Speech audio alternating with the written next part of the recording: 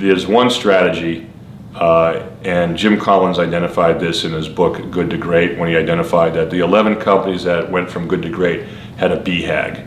They had a big, hairy, audacious goal. Shannon Susko points out with her book, 3HAG, that in order to create alignment on the big vision, the big idea, you need to bring it closer to home so people can actually feel it and understand what they need to do. So she created, and she titles her book, 3HAG.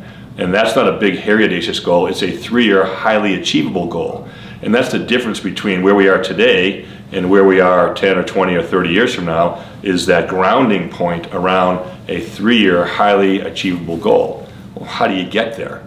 You get there by actually defining your strategy to get to your BHAG, which is more like your Northern Star. It's more directional than it is anything else. You may achieve the numbers, you may not achieve the numbers, but the idea is you're staying on track, and that's why you can't have a different strategy.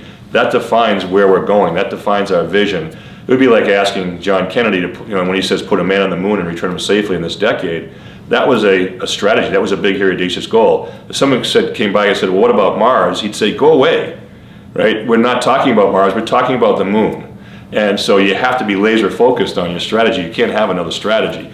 You have to have alignment within your strategy, okay? And so the 3HAG creates that next logical step to create alignment in your strategy.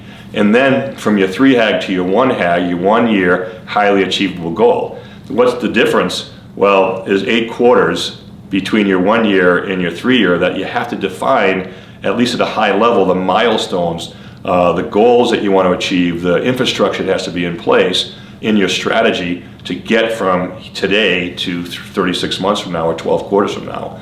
And then your 1HAG is the first 4 quarters of the 3HAG, right, which should be really well defined in terms of what are we doing in the next year to move closer to achieve what we said in 3 years.